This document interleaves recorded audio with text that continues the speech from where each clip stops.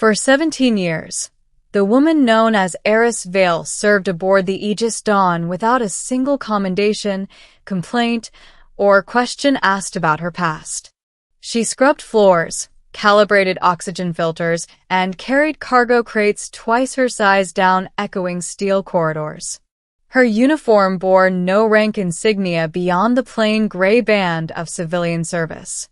Most of the crew barely noticed her, except to issue orders or complain when their rations were late. She spoke rarely. When she did, her voice was calm, measured, and almost forgettable. That was exactly how she wanted it. The Aegis Dawn was a deep space diplomatic vessel, part battleship, part embassy, tasked with maintaining fragile peace between humanity and the Tri-Spiral Coalition, an alliance of 3 dominant alien civilizations. The ship represented Earth's humility, its willingness to cooperate rather than conquer.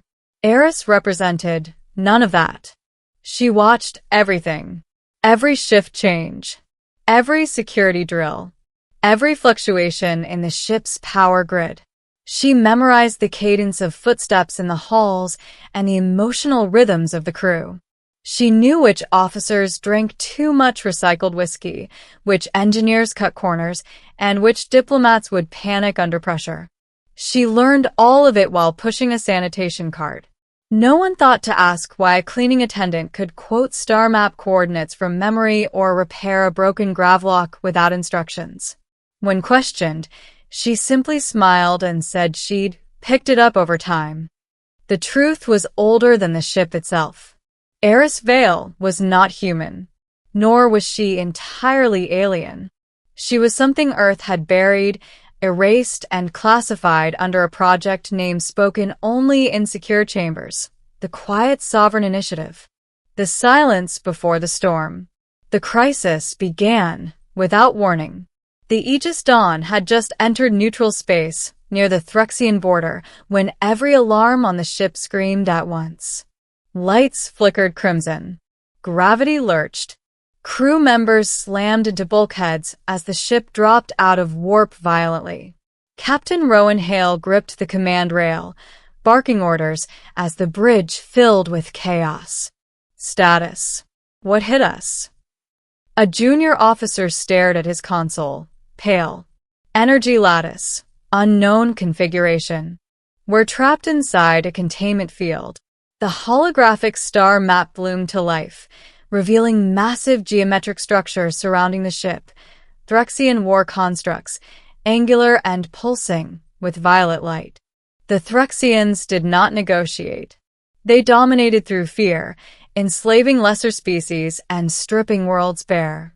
Their presence here, in neutral territory, was a violation of every treaty signed in the last century. A transmission cut through the bridge speakers, distorted and cold. Human vessel, you have trespassed. Power down and prepare for reclamation. Captain Hale swallowed. Open a diplomatic channel. Now. The response came instantly. Diplomacy has expired. Weapon systems across the Threxian fleet charged, energy signatures climbing rapidly. On Deck 7, Eris Vale paused mid-stride, her cleaning cloth still in hand. She felt it then, the shift. The quiet tension she'd sensed for years finally snapped into focus. The future she'd been preparing for had arrived, whether she wanted it or not. She closed her eyes. 17 years of silence pressed down on her chest. Then she set the cloth aside. The one no one watched. As the ship trembled under the first external impacts, Eris moved, not toward the escape pods like the rest of the civilian staff, but deeper into the restricted sections of the ship. Security doors slid open at her approach, recognizing biometric signatures that should not have existed. A junior guard stared as she passed. Hey, you're not cleared for. Eris looked at him. Just looked. Something ancient and commanding flickered behind her eyes, and the guard froze mid-sentence, a primal instinct screaming at him to step aside. She didn't break stride. Deep within the Aegis Dawn, Behind layers of encryption and forgotten corridors lay a chamber the crew believed to be a relic, an unused diplomatic archive sealed decades ago. Eris placed her palm against the door. The metal shimmered and opened. Inside waited a throne of light and metal, dormant yet alive, its surface etched with symbols no human language could translate. Power conduits awakened as she stepped forward, bathing the chamber in soft gold. Eris removed her civilian uniform. Beneath it was armor, sleek, adaptive, alive with subtle energy patterns. It formed around her like a memory remembering itself. Her reflection stared back at her from the throne's surface. Not Eris Vale, but Seraphel of the Veiled Crown, the last sovereign of a civilization that once ruled not through conquest, but through balance. A species born to mediate the galaxy, until they were hunted to near extinction by those who feared what they represented. Earth had found her centuries later, frozen in a drifting arc. And instead of killing her, humanity made a choice. They hid her. They let her decide when the galaxy was ready again. Eris sat upon the throne. The ship's system screamed as something far greater than emergency power surged through every conduit. Revelation. On the bridge, Captain Hale watched in disbelief as the Aegis Dawn's failing shields flared back to full strength, then doubled. "What the hell just happened?" someone whispered. The containment field around the ship fractured. Threxian war constructs recoiled, their targeting arrays scrambling as if confused. Then a new signal flooded every channel, broadcasting on frequencies no one had used in millennia. The Threxian commander froze. That signal impossible. A figure appeared on every screen aboard the ship. Eris, no, Seraphel, stood bathed in radiant light, her presence bending the air itself. Her eyes glowed softly, not with rage, but with authority so absolute it felt like gravity. "I am the sovereign of silence," she said, her voice resonating across space. "You trespass in a realm you were never meant to control." Captain Hale dropped to one knee without realizing why. Across the ship, crew members did the same.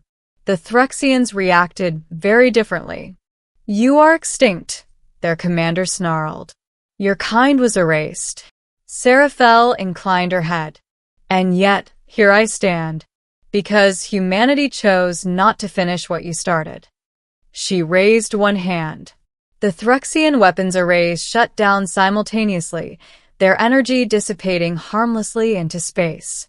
Panic rippled through the alien fleet. "You fear me," she continued, calm and precise. "Not because I destroy, but because I decide." The choice humanity made. Seraphel turned her gaze toward the Aegis Dawn. "Humans," she said, addressing them all. "You sheltered me when you had every reason to exploit or execute me. You allowed me to serve among you in silence, to learn who you truly are." She paused, memories flickering through her mind. Shared meals, quiet kindnesses, arguments, laughter in narrow corridors. "You are flawed," she admitted. "Impatient, divided, dangerous."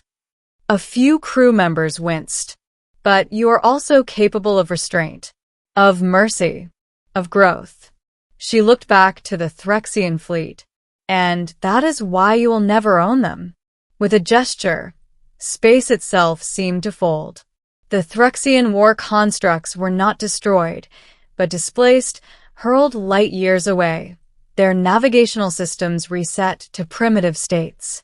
Alive but humbled, the battlefield fell silent. Aftermath. Emergency lights dimmed. Systems stabilized. Gravity returned to normal. On the bridge, Captain Hale slowly stood. "Eris, Seraphel," he said carefully. "What happens now?"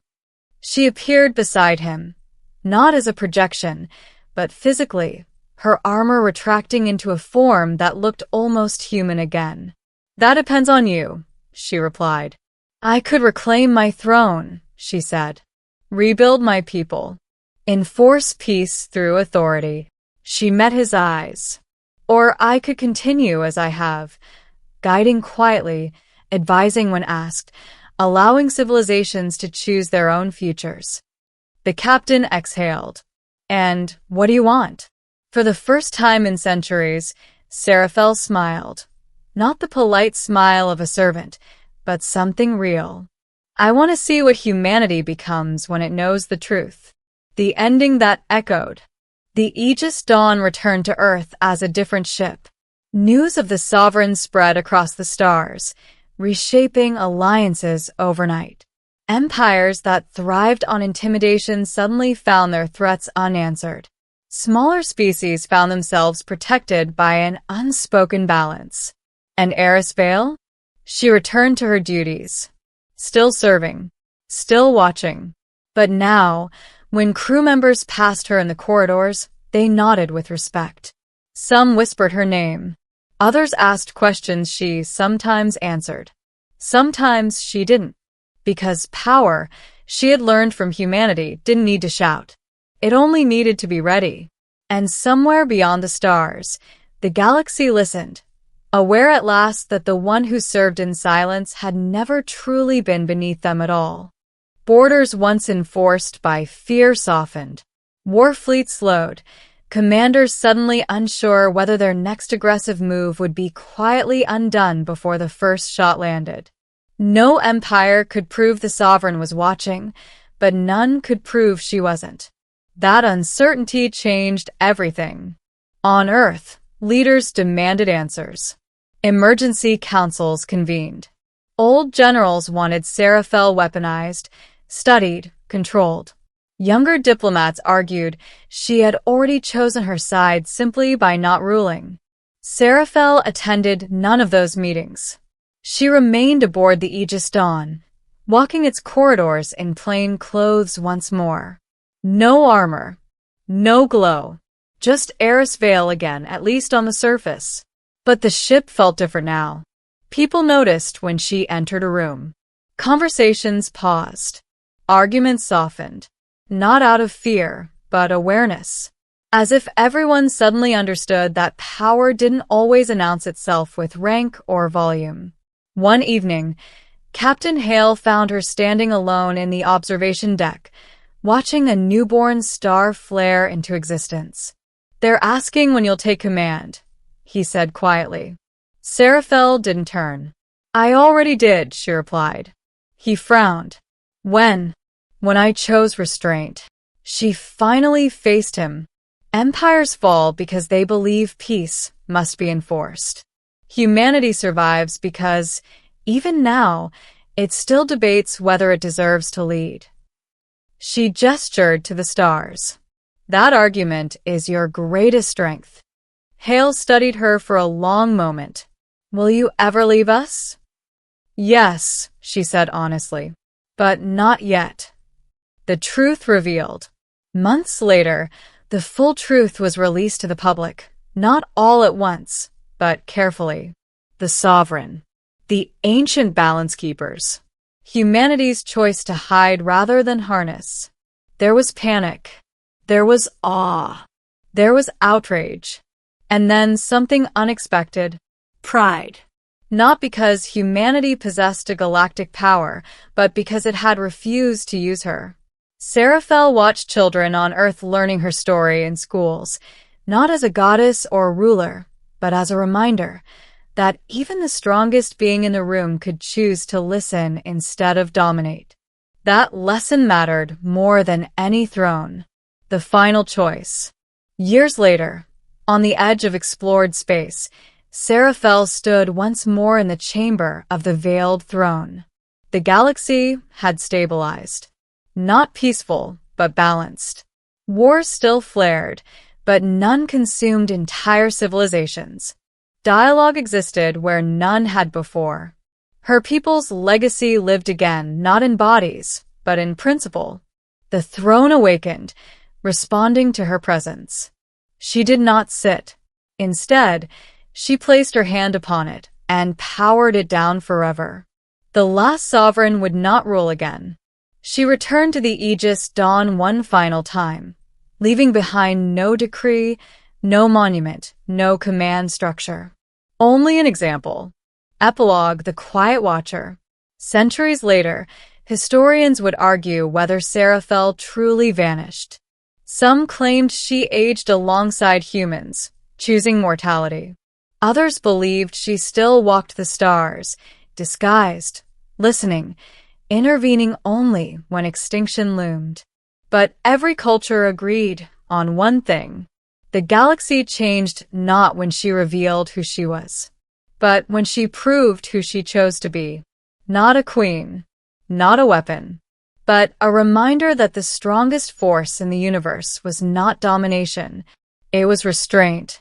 And somewhere, in a quiet corridor aboard an unremarkable ship, a woman once again pushed a service cart forward, watching, waiting, ready, should silence ever need to speak again.